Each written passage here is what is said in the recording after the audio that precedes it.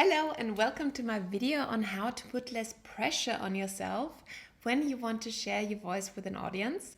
My name is Sonia Nannon. I'm a voice and stage presence coach and I guide my clients to feel more confident sharing their voice with an audience, whether that is a big audience like in public speaking or just conversations with other people. I find the topic of putting less pressure on ourselves so important because the whole subject of public speaking, of being confident, of sharing our voice is so linked to performing, doing your best, showing your best side, just putting so much pressure on ourselves.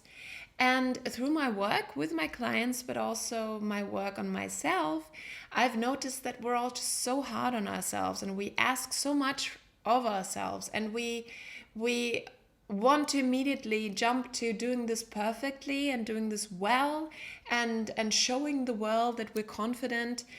But it is a process. It is a process of becoming more confident. And I can tell you, you do not become more confident by putting pressure on yourself and putting yourself down and telling yourself, oh no, but again I made this mistake, or no, and again I didn't know, or again I was nervous. This is not the way to go, all right? It's at least not my way to go. It never helped me. I want to give you 4 tips today on how you can be kinder to yourself, but how to put less pressure on yourself when you want to feel confident sharing your voice with others. And one of the biggest steps or tips or parts of this whole thing is to allow yourself evolution. Allow yourself for this to be a process, a path, a journey where you get better and better. I know that sometimes we ask of ourselves also for singing, like this has to be perfect, but it does not have to sound perfect right away. And it's sounding perfect is not how you're gonna make it easy on you anyway. So really allow yourself to get better, and you can document the progress. You can say, all right, today I gave a presentation, or today I sang a song. What was good about it? What did I do that was actually better than last time? Or maybe there was nothing, or maybe there was one single thing. Maybe you managed to breathe, or maybe you managed to show up on time. Sometimes it's just these things. Maybe you didn't faint, or you went through the whole presentation.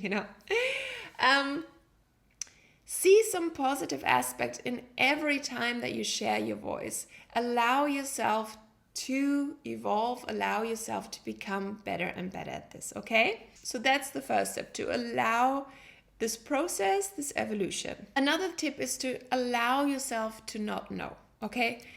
I know that a lot of fear comes from, what if people ask me questions and I don't know the answer, okay? Yeah, that might happen, and hopefully it doesn't, but sometimes it's also fine to not know. Nobody knows everything, and you can know as much as you can. You can study the topic, you can prepare yourself, you can prepare possible questions, but even more important is the allowing yourself to not know, to not tell yourself, no, but I should have known and I didn't know the answer. No, it's to allow yourself to not know. That is super important, because then if you don't know an answer, it's not such a big deal. It happens, okay? Allow yourself to not know, and to know that you're still a valuable human being even if you don't have all the answers, okay? The next one is to allow yourself to feel nervous, okay? You can work on feeling more confident. You can work on feeling less nervous, breathing, preparing yourself, all these things. Of course, you can do them, but you might still feel nervous.